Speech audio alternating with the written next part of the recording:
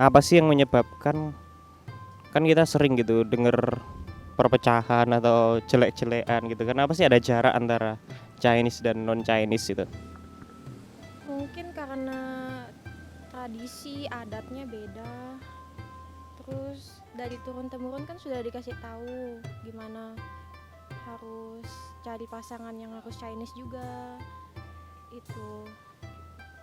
Jadi sebenarnya kalau sudah kenal sebenarnya nggak ada masalah ya.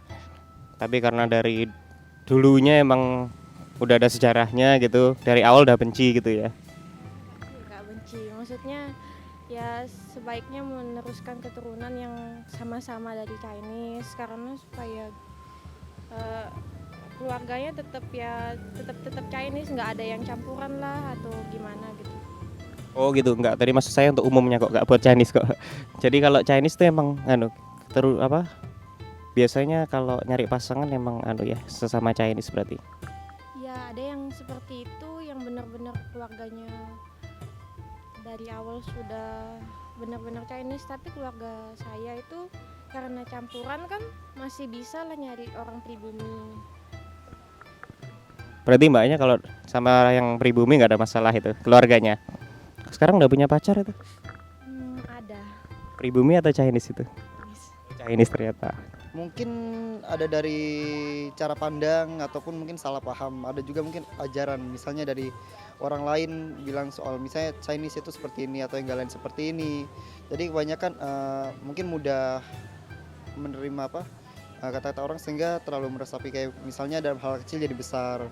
Kemudian ada juga misalnya setiap orang yang masing-masing, misalnya saja kayak salah satu misalnya dari Chinese selama ini kita tahu saya ada yang buat masalah, jadi kayak menyebar ke orang-orang lain untuk pandangan kalau sebenarnya Chinese itu begini, sebenarnya enggak, biasa begitu. Mungkin karena itu ya, karena udah bawaan, karena kalau orang Jawa mikir Cina itu kayak gitu, pelit itu kan. Terus yang Cina mikir yang Jawa tuh ya kayak gitu juga. Kalau menurutku sih itu mungkin karena dari turunan ya, bawaan dari orang sananya sih. Berarti sebenarnya itu tak kenal tapi tak sayang gitu ya mbak. Jadi sebenarnya kalau kalau udah kenal sih nggak ada masalah ya, nggak ada perbedaan gitu ya. Oke. Menurut saya untuk zaman yang sekarang ya, sebenarnya itu sudah hampir bisa dibilang tidak ada sebenarnya. Karena gini, kita boleh lihat ya, banyak sekali sekolah ataupun tempat kuliah sekarang itu semuanya itu bersama gitu. Mereka bareng-bareng, umpama mereka istirahat ke kantin, mereka juga berkumpul bareng gitu. Jadi pas setelah jam usai pulang sekolah ataupun pulang kuliah, mereka juga terlihat bareng nongkrong bersama dan sebagainya.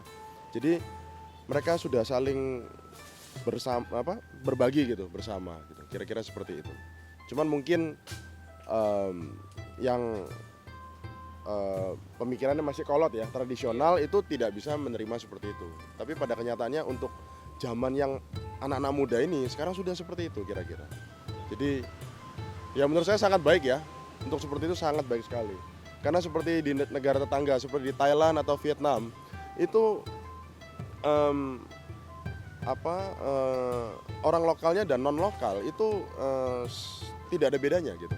Mereka akan, bila bapak bertanya kamu dari mana, mereka akan jawab saya Viet gitu. Kalau Vietnam, kalau Thailand saya Thai. Jadi tidak ada perbedaan seperti itu, kira-kira seperti itu. Dan ya berharap Indonesia akan seperti itu juga. Oke, kalau masnya gimana nih? Kalau kenapa ada Grab itu mungkin karena mereka masing-masing kubu itu tidak mau pernah untuk mencoba nasionalisme, Mas. Kalau saya bilang begitu. Jadi seandainya dan A dan B itu lebih baik itu harus ada satu yang memulai. That's much better. Jadi satu orang itu memulai. Contoh kayak dia di Amerika juga pernah kuliah. Itu ya udah kita coba aja ngomong sama bule. Why not gitu kan? Jadi juga di sisi satu itu juga gitu mesti Mas. Jadi kalau dia nggak mau nyapa kenapa sih gua nggak gitu.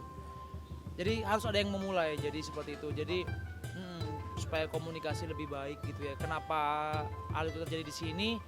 Mungkin karena mereka harus meningkatkan nasionalisme mereka akan orang Indonesia. Gitu. Battle itu itu within ourselves. Jadi peperangan yang terbesar itu selalu di dalam diri kita sendiri sebenarnya. Jadi asalkan kita mau untuk melangkah lebih jauh, orang pasti akan welcome kita seperti itu. Sama kayak motonya Ahmad Dhani ini. Saya orang Indonesia. Saya bukan orang Jawa, saya orang Indonesia. Kalau Mas ada pendapat gimana? Kalau saya sih lebih ke cara berpikirnya sih mas, masing-masing sih, gitu aja. Mereka saling menerima aja pasti bisa kok. Karena kan mereka tuh kadang-kadang saling malu gitu loh untuk saling negor gitu, saling ngobrol gitu. Jadi lebih cara berpikir aja sih. Berarti gap itu sebenarnya tuh ilusi gitu ya Mas ya. Sebenarnya merasa apapun kalau dari awal mau nyoba untuk kenal gitu, nggak ada masalah sebenarnya ya. Oke. Tepatnya sih kalau mas-mas di YouTube pastikan kalau di awal ini ngomongnya saya orang Indonesia mas. Betul. Itu lebih baik. Benar. Siap. Pasti akan lebih baik. Tidak ada bangsa, tidak ada ras, semua itu satu Indonesia. Ya, kira-kira seperti itu. Ini tinggal di Surabaya sudah lama ini. Saya di Surabaya baru 2 tahun kira-kira. Sebelumnya saya sempat kuliah di Amerika, sempat tinggal di waktu kecil di Singapura dan sebelumnya di Jakarta. Selama di sini Surabaya gini pernah dapat perlakuan diskriminatif nggak terhadap Chinese gitu? Enggak. Misal kalau di sini sih beda. Misalnya dulu kan tinggal di Lombok itu bener-bener Chinese sama non Chinese itu bener-bener dibedain. Chinese-nya di situ rasis juga, pribuminya juga rasis gitu. Kalau di sana pernah dapat diskriminasi gitu di Lombok? Dulu kan ada sih ceritanya, ada kayak kerusuhan gitu, Cina imigrasi kemana gitu. Dulu sih ceritanya kayak gitu. Kalau Mbaknya sendiri pribadi gitu? Nggak ada. Oke, kalau gitu. Sebenarnya terus terang tidak. Enggak, tidak ada. Tidak ada. Gini, cara berpikir, maksudnya cara mereka interaksi dengan perbedaan ras di sana itu mereka tidak ada gitu. Jadi misalkan kita masuk ke lift gitu ya, bareng dengan orang gitu ya, orang tidak dikenal nih dalam lift, mereka akan tanya, how are you? How is your day?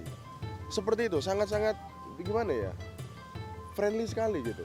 Jadi itu total stranger berbuat seperti itu. Dan itu jarang untuk di Indonesia terjadi ya seperti itu ya. Nah itu kita harus belajar dengan mereka yang sudah tidak mementingkan masalah ras seperti itu kira-kira gitu.